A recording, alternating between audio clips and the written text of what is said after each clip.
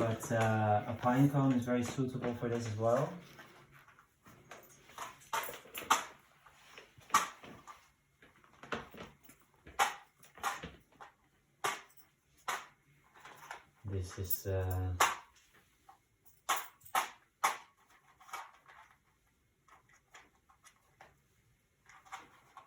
This is not good on the camera. I guess we can cut it out, huh?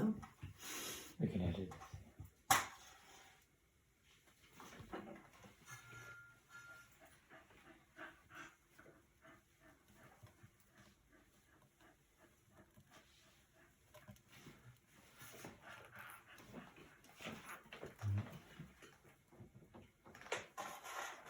We could use a fire starter, or You can use a fire starter as well. It might be easier now because it's so wet.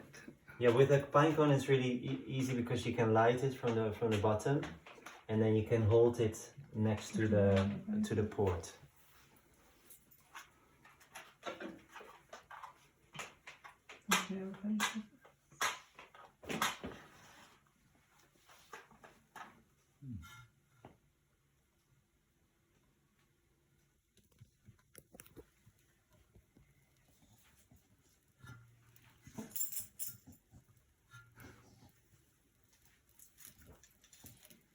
Maybe maybe it's gone.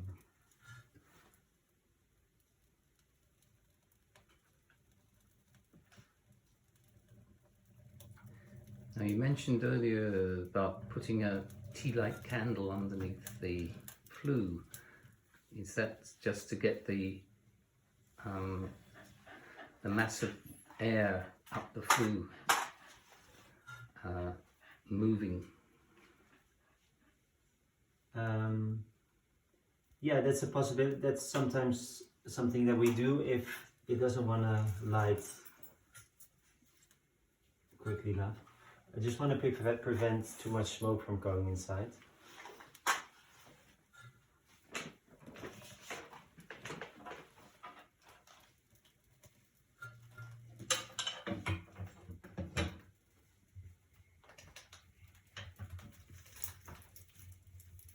So you see the flames going in the back, so this is really good. So those flames will start to heat up the riser. Just adding some more sticks.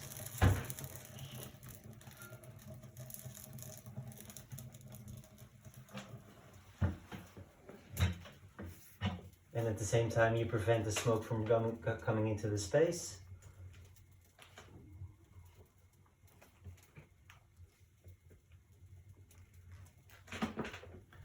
Under normal circumstances in use, you wouldn't be getting smoke because it would be dry. No, it cannot. You can always have a little bit of smoke, but if it's still warm from the previous burn, then the draw is automatically still there. Mm-hmm. And like I said, the stove is very damp, so the moist that's inside the stove will start to expand and will start to gasify or vaporize. So that will increase the size.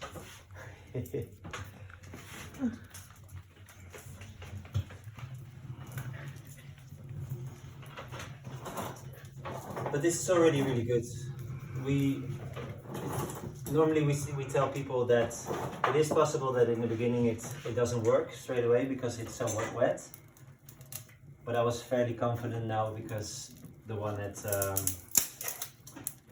Miriam's was working really well.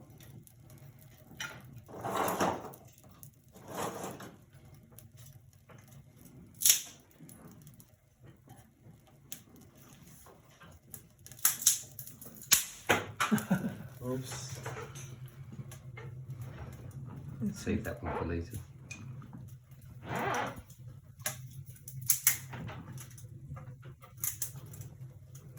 So I'm just building up the fire a little bit with small twigs, and then I'm going to close the door, and then we see what happens.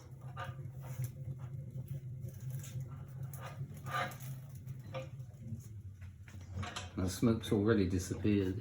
Yeah. It's just a momentary. So you see that the flames, I don't know if you can see it, in the front the flames go up, but in the back, so there's the port, the port, and in front of the port is the air channel, and the flames are going around the channel, and they receive a projection, and they go horizontally back into the riser. And what happens in the riser, there's what they call a ram's horn. So it goes through the port, and then in the back it splits, and it creates this vortex, double vortex. They call it a ram's horn. If you see it from the top, it's like a ram's horn. So we can't see it from the top, obviously here, but I've seen it. And this is where the mixing takes place. So this is where the air, the heat, and the unburned gases are mixed together. And normally, what you see with a fire, for example, if you look at a candle, the candle looks a little bit like this, yeah? So it's what you actually see is a column of unburned smoke where the outside of this column is on fire. Yeah, so the inside is not being burned in that moment. Yeah, so by mixing this whole thing up, then there's a lot more gases being touched by the fire and by the oxygen, and then you get a much stronger combustion. Yeah, so from the moment you start to dry the stove, you make little fires like this. You can put a bit more bigger wood on, but so we'll do that, and it will give you an idea of how much wood to use. These are all cut to 40 centimeters. So let's say, yeah, about this. You know, you use the smaller stuff to start it off with.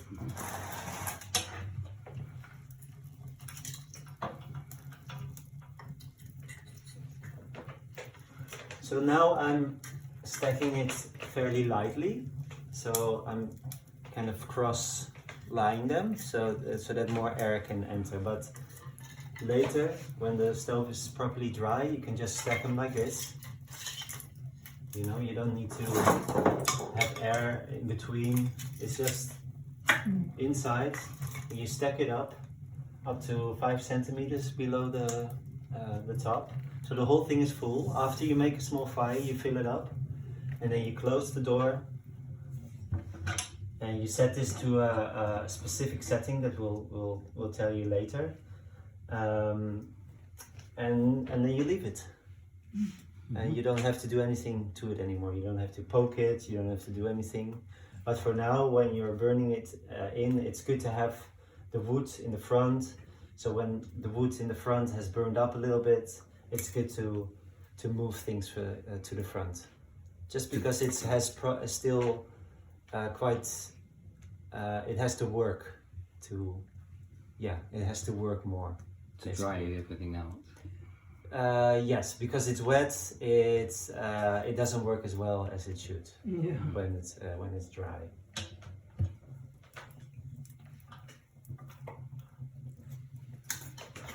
So you heard it before a little bit. Why it's called a rocket stove is because of the sound that it makes. And I'll close the door because it smokes a bit inside.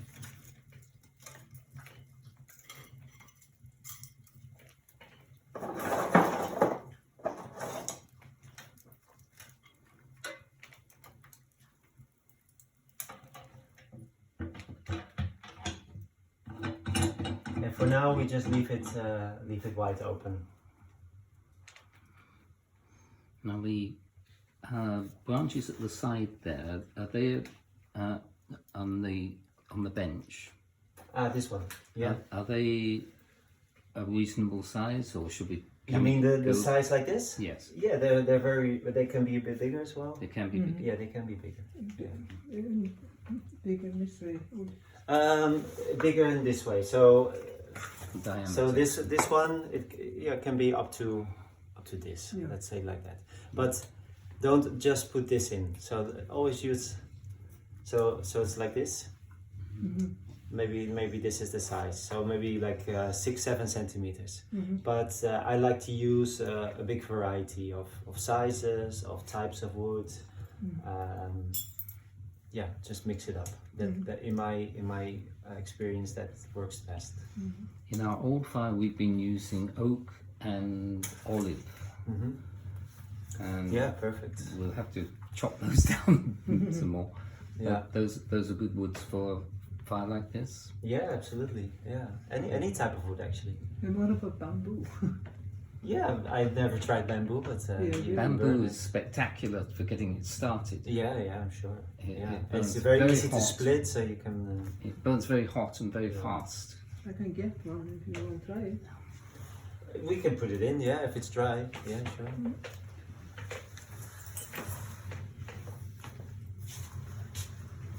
You know, you hear a bit of the sound, The rocket. but not like it will be.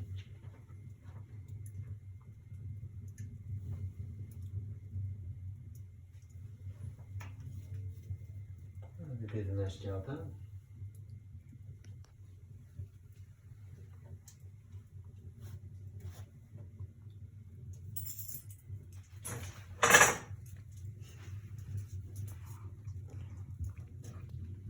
We can cut him out.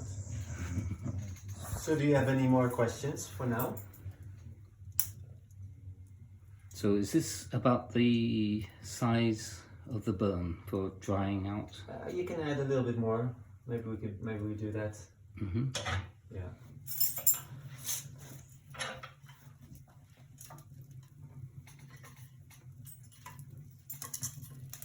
And we crisscross them just to get Yeah, to the get air. a bit more air, yes.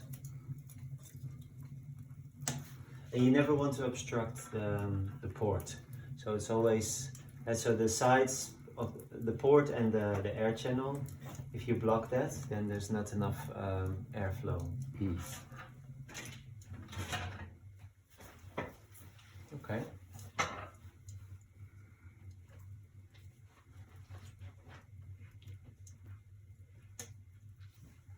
So you see now that it's not working as well as it did in the beginning, where the flames were going horizontally in. So that's how it's supposed to work. But now I think it has some troubles. Yeah, I mean vaporizing all the moist inside. Yeah, this will be gone in a split second. Some cane. Bamboo. I think this is cane. It's not bamboo. Oh, Bamboo is much stronger. But yeah, these are great fire starters. yeah.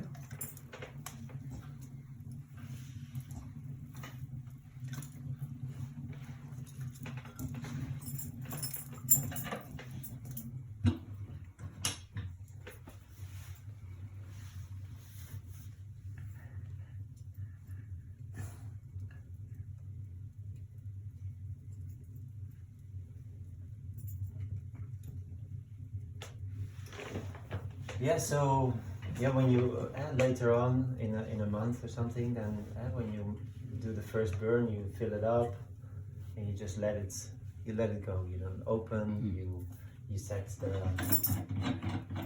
this one to the right size, and you just let it burn out. And then when there's no flames anymore, there will be coals sitting in the front, and you can close this. The air channel, what's this called? Vent. The vent. The Yes. vent. Yeah, so it's 11 centimeters thick, the wall, so it takes time. So all this hot air is going into the bell now, and probably if you touch the flue pipe now, it won't feel warm. So all the heat that's being created here goes into the bell and is being taken up by the moist, but also by the stones. And then the heat starts to travel through the stones all the way to the outside. So it needs to travel through 11 centimeters of brick. And it takes about 1.5 hours, something like that. the first heat you will start to feel after like 45 minutes. And I think finding that this spot is often in the corner of the bench. This is what will start to dry the first. So that gets the most heat, because the heat kind of travels past it into the bench. And right above here, because there's heat coming from there, from the door. Yeah. Now this fire, being the first burn, won't last for very long. No. How long should we let it settle down before we put another batch of wood Yeah, in? in the beginning like this, you can do every 2 hours, something like that. 2 or 3 hours maybe. And It's just to it keep going. a certain momentum going, and then the inside will remain warm for a while, and it will remain the draw, so the moist will be drawn out of the system.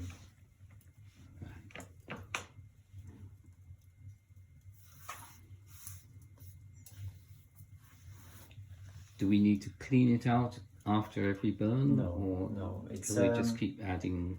no, it's no problem that there's ash underneath here. Sometimes when I use it daily, a couple of times, I only clean it every other day or every 3 days.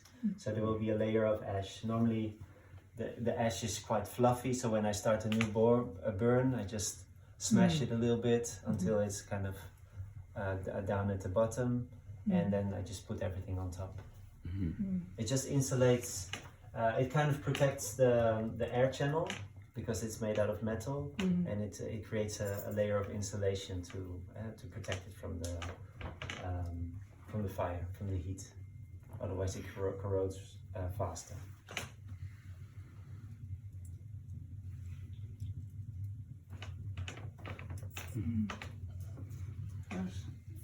Are there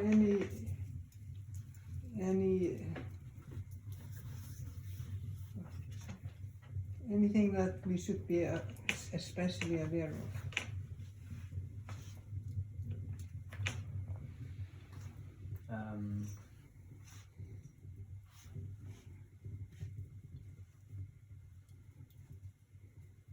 No, nothing comes to mind actually. You, Adam?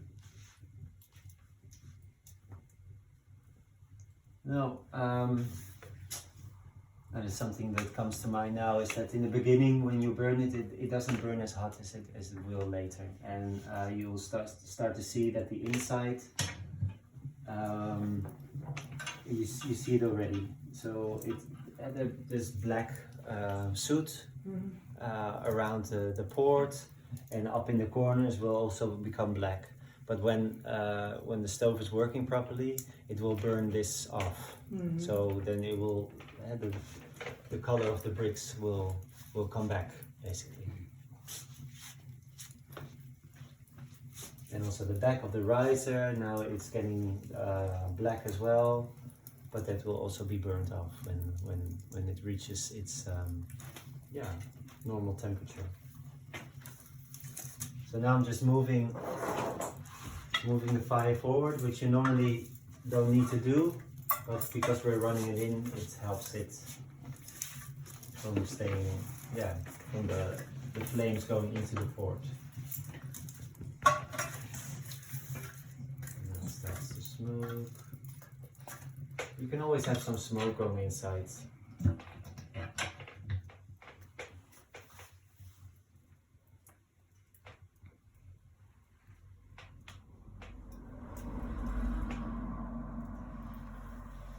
Yeah. When you are in normal mode, you burn 2, maybe 3 times a day. Yeah. Maximum. Now, on your documents, it said mentioned that it could cause damage if you burn more than that. What kind of damage is that referring to?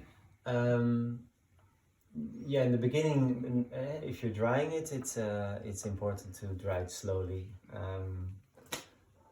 But there's expansion taking place. So within the stove, we took measures to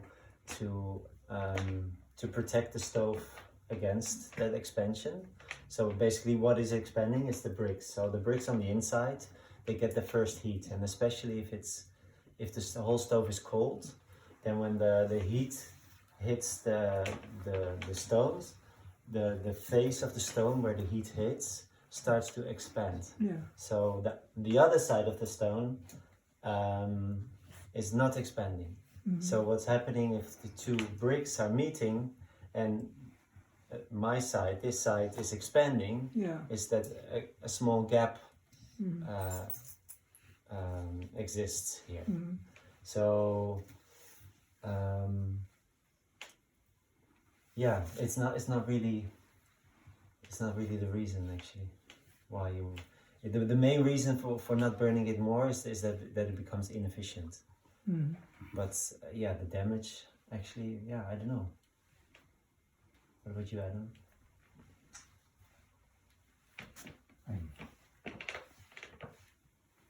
What is the caterpillar thing? Yeah, but that's You heat it too much. it's not when you heat it too much. Yeah. No, it's just Okay. loss of efficiency. Yeah. So, but I do remember writing down something about damage. Yeah. You crack the coal. Yeah, but it's not. Yeah. I don't know.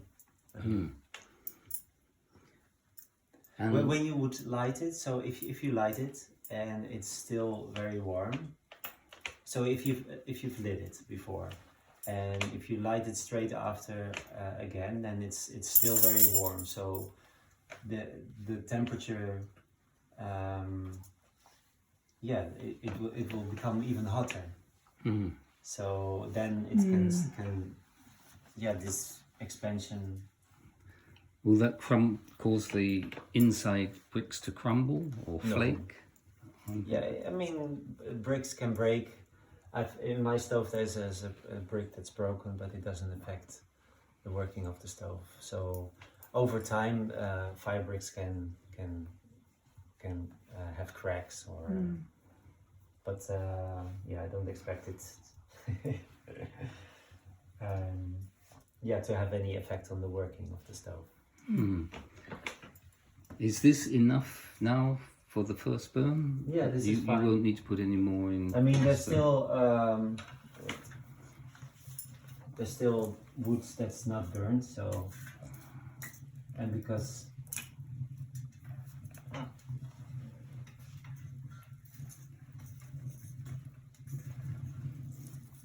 But under normal circumstances, this would be full, up to 5 centimeters below the yeah, top, and everything would burn. and everything will burn through. Yes.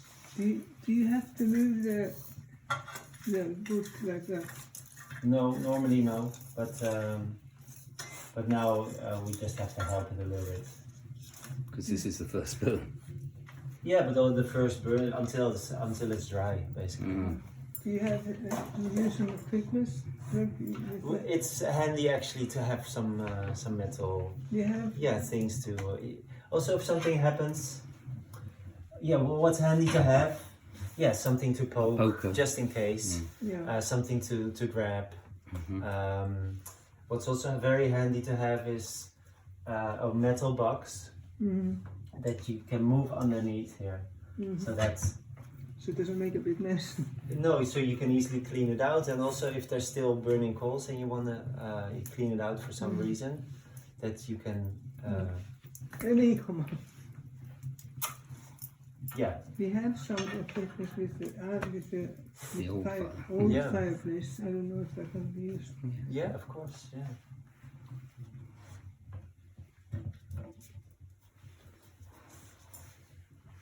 Maybe you put some of the smaller stuff on. Come up with it. It would just help. Okay.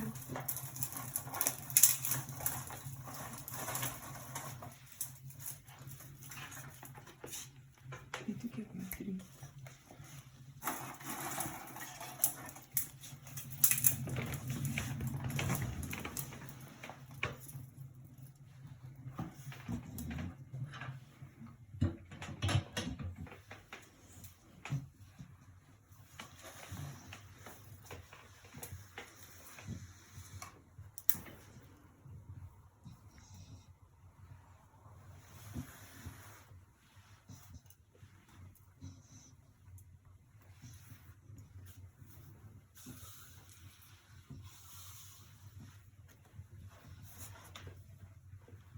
And normally, because this, so these layers, they are insulated, yeah, and these are not.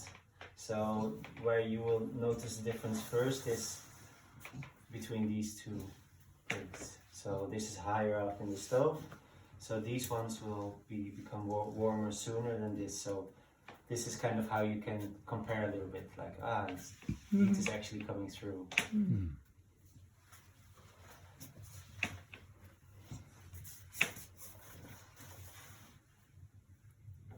And in normal use, does the whole wall get warmed up? This wall? Mm-hmm. Yes. The whole thing? Yeah. Yeah. But not uncomfortably hot No. to touch? No.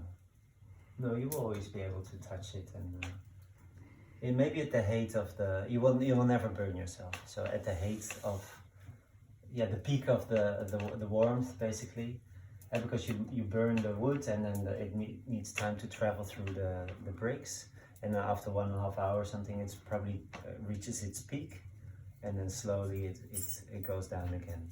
And at the peak, you might want to pull your hand away. It depends a little. Mm-hmm.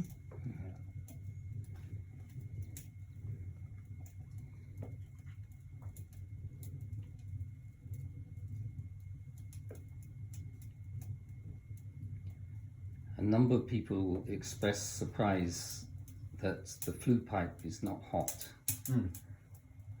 because they're used to the normal wood stove where you burn your hand if you touch it. Yeah. But this is quite safe to brush up against or brush past. Yeah. Normal conventional wood burning stove, it works, and this one works similarly. It works with a hot flue pipe. So the flue pipe is hot, so it starts to air starts to rise within the flue pipe, and it starts to suck in air through the system, basically. And the same is happening here, but it's happening internally already. So there's an internal flue pipe, basically. You could say it like that. So what we call the riser.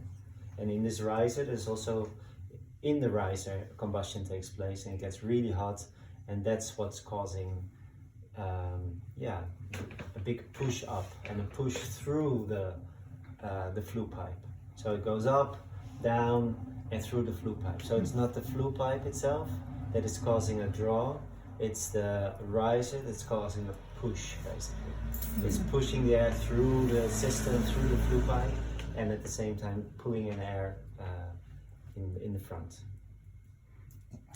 That's good. Sounds big. Yeah, it's cool, huh? Yeah.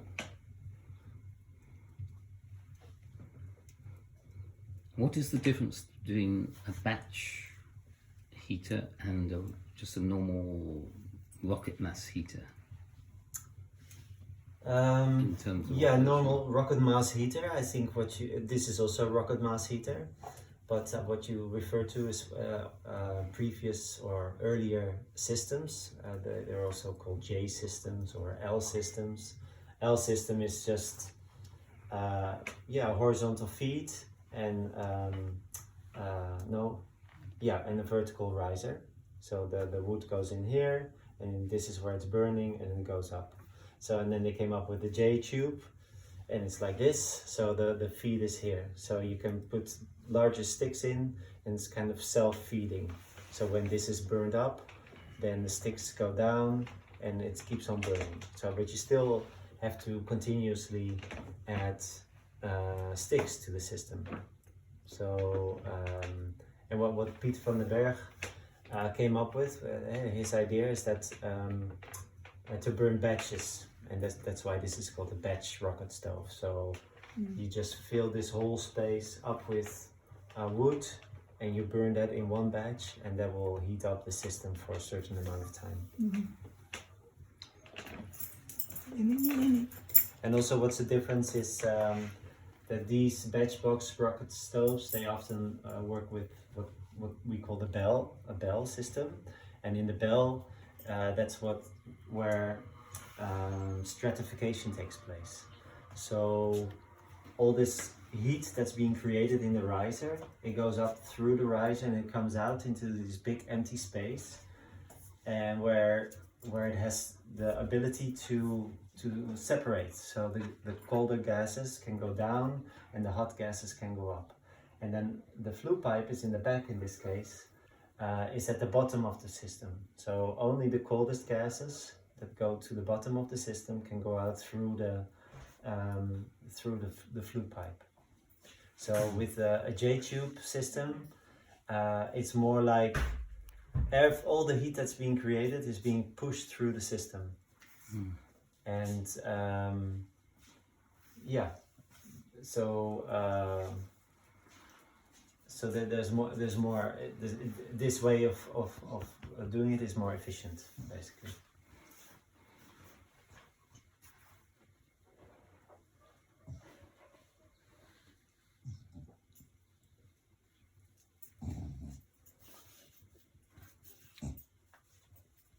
Yeah, it takes a little bit more time. Then on top, if we want to keep things warm, like pots of food or something like that, we could put them on top. You can, but it's not like it's going to be, like I said, you can always touch the stove. On the top it's not going to be much different. Maybe a little bit warmer, but so it's not, yeah, you can, food that you warmed up, you can keep warm there, but you can't cook on it. It's not possible to cook on it, it's not that hot. Right. Yeah. And how about the wall? This is attached, or yes, it's attached to the wall. Goes right through the wall. But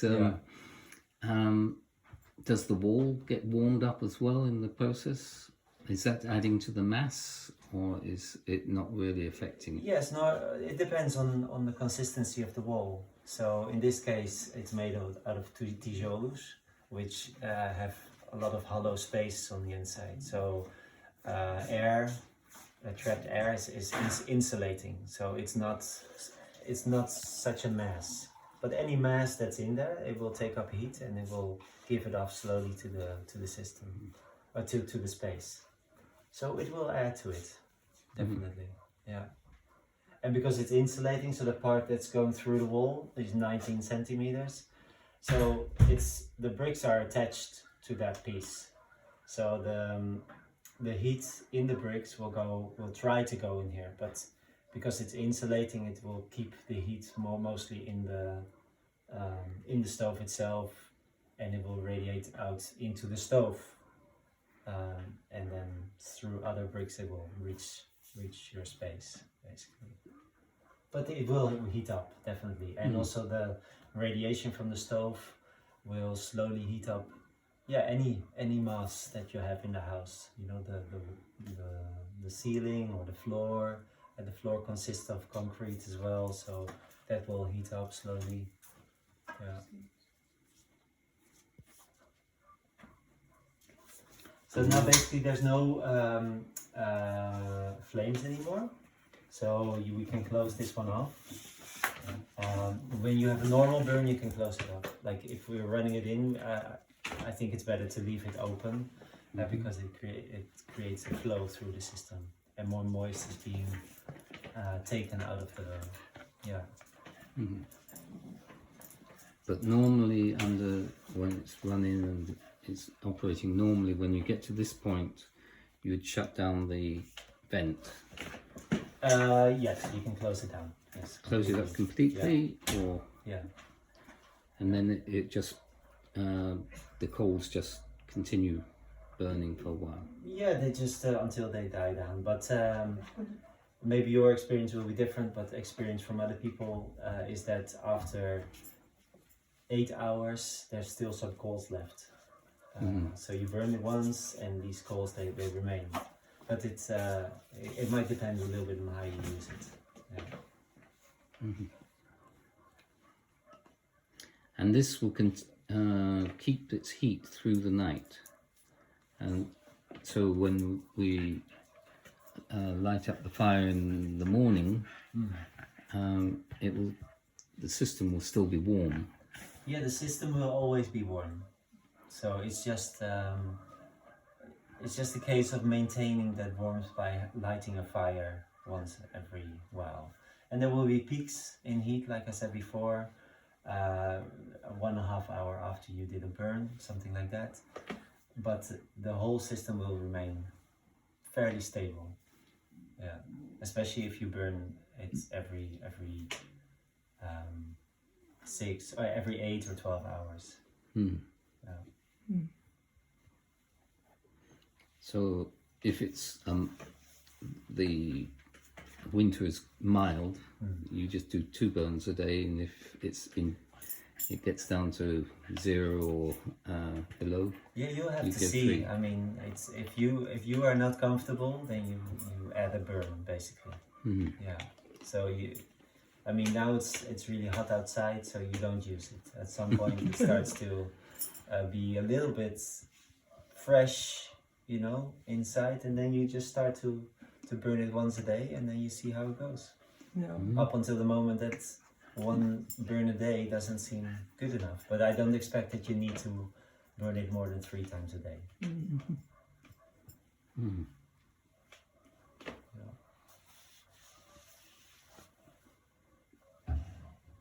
Now you said you'd tell us about the positioning of the vent, the gap in the vent. Yeah, basically This there's is- an ideal setting based on this system, and the setting refers to an amount of square centimeters, and we just need to calculate with this one how many millimeters you will have it open. So I'll just give you an amount of millimeters, and my experience is that you don't, in the beginning, like it would be handy to have a little block of wood, you know, of that amount of millimeters, and then and then you kind of develop, you just know, you know, at some point, like, okay, yeah, this is it, and then you know. Yeah, it will probably be about 8 mil, something like that. Yeah. And that varies for the system. If you have a 100 millimeter system, that would be different from ours, which is 150, Exactly. and different from a bigger system too. Yeah, and the amount of square centimeters is referring to that, and that we have to translate to the size of the vent that you have.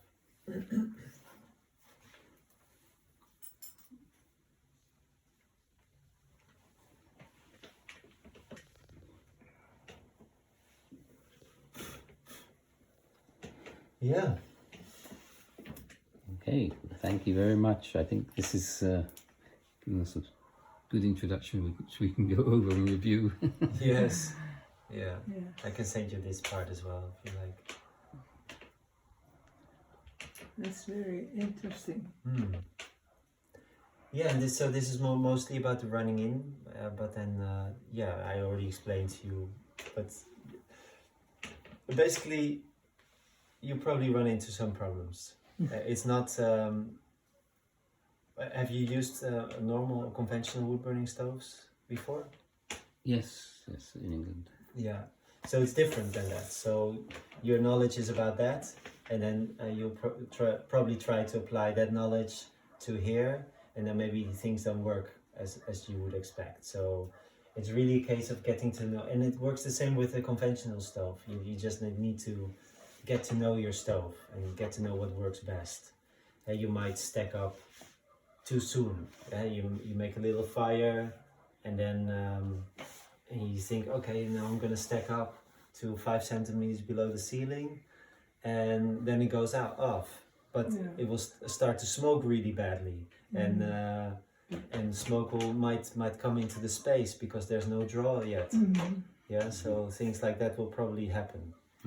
Yeah, because it never happens to me anymore. So there's a knowledge, you know, you learn. At some point you know, okay, this is enough, and now I do this type of food, and then you build it up. And then you close it, and at some point you feel so relaxed that you can just, you know, walk away. But in the beginning I would stay here, and you need to get to know the stove. basically. Mm-hmm. Yeah, and know how to use it, because it's not something you've used before or you've seen used, or so. It's yeah, it's a little bit different than normal stoves. Is it preferable to use the smaller branches over thicker, bigger branches, or No, for me a mixture always work best. I mean, you can use only thin branches, but yeah, I just always stack it. I just have a bunch of stuff around, and then yeah, just yeah, you have to kind of learn it, Yeah. and you make a mix, basically. It is different. Small, big, and I put a big thing here, so yeah, you kind of build it up, and that's your burn, and that's it. Yeah. Does it have to do with the flow of oxygen? Yeah, oxygen is not so. Normally, when you make a fire in a conventional wood burning stove, you try to, make a little mountain, or yeah, there's different ways of doing it. In a normal stove, I put 2 logs like this, 2 like this, and 2 like this, and a pine cone in the middle, and that's that. To make to make a good fire. Yeah. But here, because of this draw and the flames being in the, it's people call it a bit of a violent. It's a violent burn, basically, and air is being sucked through the branches, so it's not so important that it's stacked lightly. It's on the inside. There's this high combustion taking place in the riser, and that's sucking in air, and all the air is sucked through the branches. Yes. And over, that's why you need this 5 centimeters. You always want the air to go over. Yeah, you need 5 centimeters to above. Yeah, exactly. Yeah, and also not all the way. Hey, you've got some big. So some might be too big. Hey, you cut them a little bit. they're all big. 40 centimeters? Exactly. Yeah. So you don't want to block. There's this. Basically, so here's the port. So here's the port, and then you have the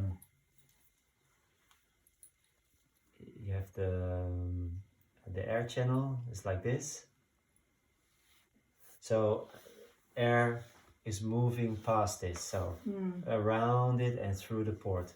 And here it does this ram's horn thing. So you don't want to block, you don't want to put too much like this. Yes. And like that, because then it's just blocking this. So Yes. all these dimensions are quite critical. Yes. So if you block that, then yeah. Then it doesn't So work what right. is the depth that we should be thinking of rather I than mean, you 40? if you have it to the sides, it's already fine. It's just pay attention to that you're not stacking it up all around the air channel. That's very useful.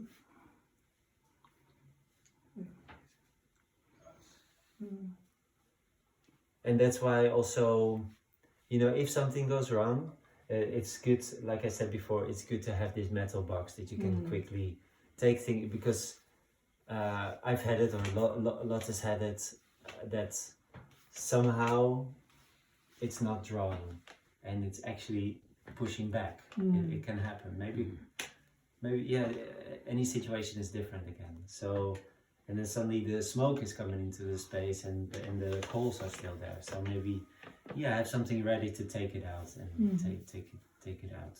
For example, open the door. It might happen. Maybe it doesn't happen, but it might happen.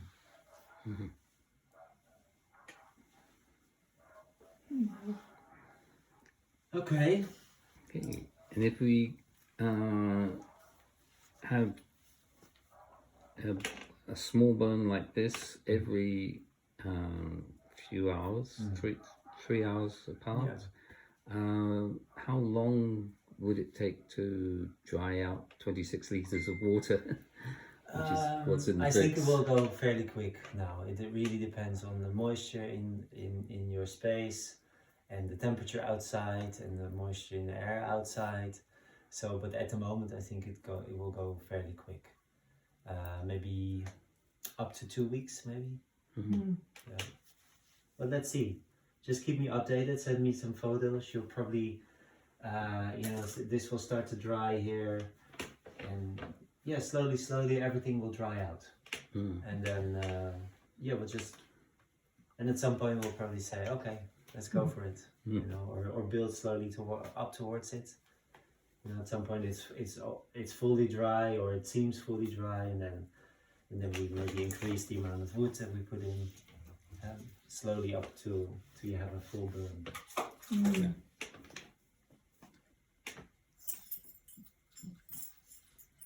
Okay, that's lovely. Thanks Okay, so good. much. It's very nice. You're welcome.